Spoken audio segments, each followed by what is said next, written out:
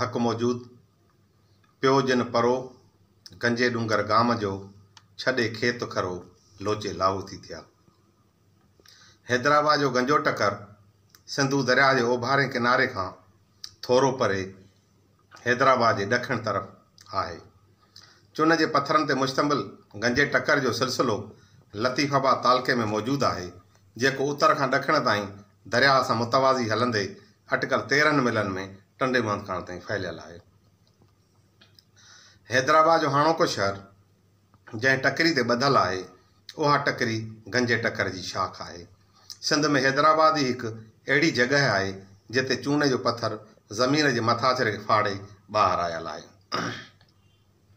गंजो टकर तां मिलंदड़ पत्थर चुन जो अहिड़ो पत्थर आहे जंहिंखे लकी ग्रुप जो नालो ॾेई सघिजे थो।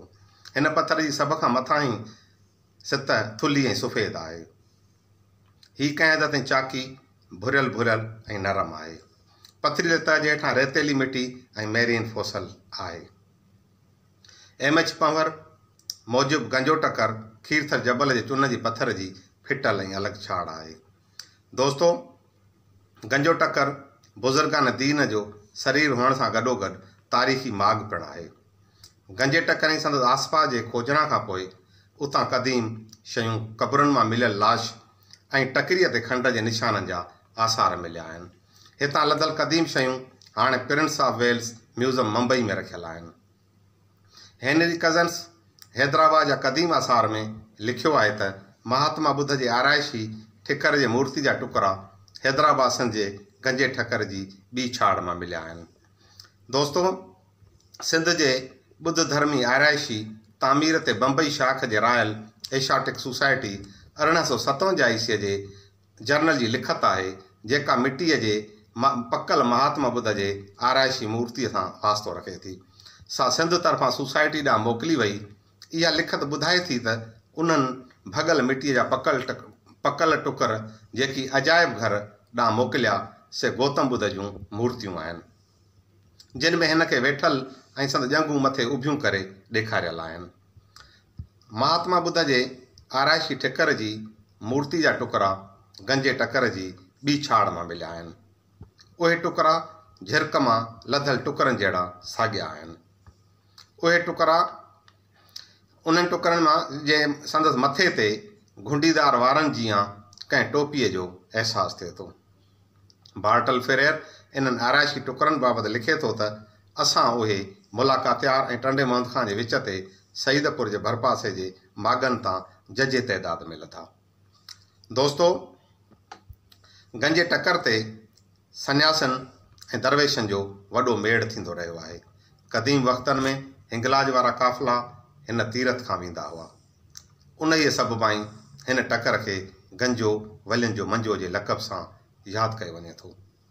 हीअ टकरी इब्तिदा इस्लाम खां टालपुरनि जे दौर ताईं मशाइख़ ऐं अहले अल्लाह जो मस्कन रही आहे। हज़रत शाह अब्दुल लतीफ़ भिटाई पंहिंजे सुरखावड़ी जे दास्तान ॿिए में गंजे टकर जी वाखाण कई आहे।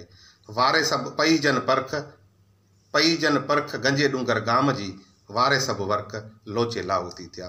ॿिए बैत में भिटाई साहब फरमाए थो, पई जनी बास गंजे डूंगर गाम जी छॾे सभु लिबास लोचे लाहू थी थिया।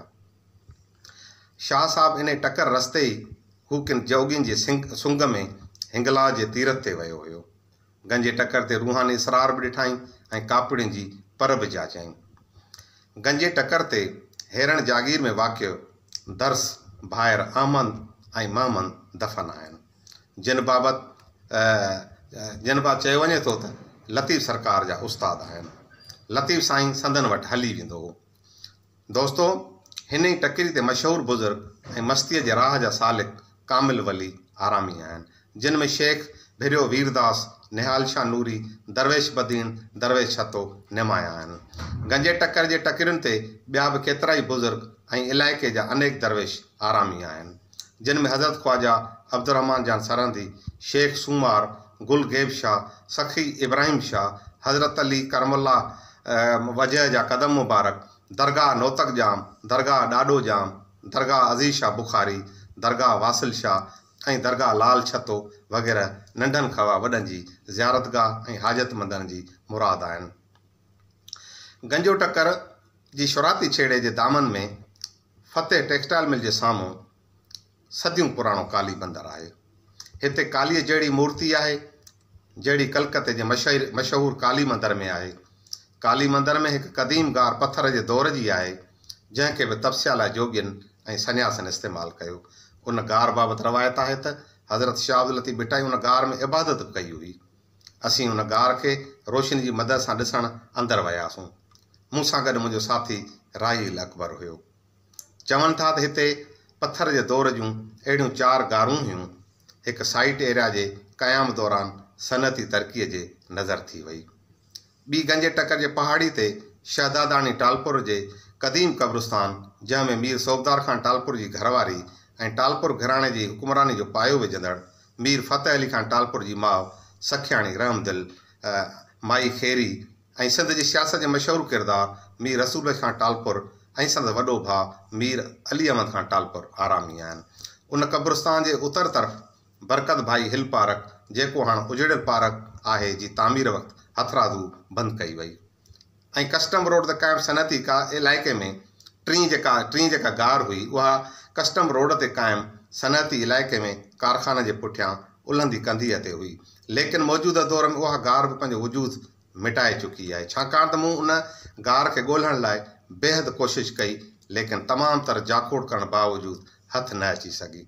शायदि उहा गार बि सनअती ज़ोन में हुजण सबबि कारखाननि जे लपेट में अची वई। इन खां अलावा हिकु वधीक गार खे ॾिसण जो मौक़ो मिलियो जेका निहाल शाह नूरीअ जी मज़ार खां हेठि टकर जे दामन में आहे। वाज़े रहे त निहाल शाह नूरी जी मज़ार हैदराबाद टंडोमत खां रोड ते मलंग होटल खां ओलह तरफ़ गंजे टकर जे टाकुरू सिलसिले जे ऊंची टकरी ते अब्दी आरामी आहे। हीअ सिरगनमा गार अजाइबात जहिड़ी हुई। सिरग अंदरि ऊंदाही हुई। अंदरि कुदरत वारे जी अजीब बनावट ऐं करिश्मो नज़र आयो। ॿुधायो वञे थो त आगाटे ज़माने में उन सिरग निमा गार में दरवेश इबादत कंदा हुआ। दोस्तो, हिन जॻह तां गंजे टकर जा कुदरती मंज़र ॾिसण वटां आहिनि। टकरियुनि जूं कतारूं, टकरियुनि जे विच में ख़ाली मैदान, वरवकड़ वादियूं ऐं उभियूं पथरीलियूं चाढ़ियूं, टकर जे मथां पियल वॾियूं वॾियूं वज़नदार छिपूं, टकरियूं कंहिं जाइ ते नंढियूं त कंहिं जाइ ते तमामु घणी ऊचाई ते ॾिसण में अचनि थियूं। कुझु इलाइक़े में पोखूं बि नज़र अचनि थियूं।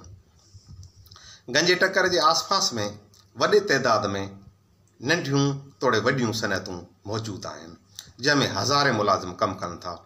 उन खां अलावा गंजे टकर जे पेट ते रिहाइशी स्कीमूं सरकारी निजी दफ़्तर क़ाइमु कया विया आहिनि जिन में Latifabad number 12, Sindh regiment centre, Bollywood mall, Hyderabad airport, Kausar housing scheme, Sarmast society, Abdul Sattar Edhi university, Hyderabad medical complex, Benazirabad revenue society, सहाफ़ी society, Gulshan Zeal park society, labour colony समेत custom office, FBR, passport office, वापडा दफ़्तर, सोशल सिक्योरिटी अस्पताल, पुलिस साइट एरिया ऐं हाली रोड थाणा वग़ैरह क़ाइमु कया विया आहिनि। दोस्तो, उन खां सवाइ गंजे टकर ते रहियल पथरीली ज़मीन ते मुख़्तलिफ़ कब्ज़ा माफ़िया धुरियुनि कब्ज़ो करे गंजे टकर ते सरकारी ज़मीन मां कारो नाणो कमाइण जी जुस्तजू में रुधल आहिनि। जॾहिं त चुन जे पथर कढण जी आड़ में लैंड माफ़िया तोड़े ठेकेदार लीज़ वठी गंजे टकर जा बखिया उडेड़े रहिया आहिनि। मतिलबु त ख़ूबसूरत ऐं तारीख़ी बाग़ गंजो टकर हुकुमराननि जी अदम दिलचस्पीअ सबबि पंहिंजी सूंहं विञाए चुको आहे। हुकूम जी गैर संजीदगी ऐं गैर ज़िमेवारी सबबि लैंड माफ़िया ऐं बाअसर बिल्डरनि जी स्कीमुनि सबबि कुझु सालनि अंदरि गंजे टकर जो नालो निशानी मिटिजण जो ख़तरो आहे। दोस्तो, इंशाअल्लाह वरी कंहिं ॿिए मौज़ूअ ते पाण गुफ़्तगू कंदासीं। तेसीं अल्लाह भाई।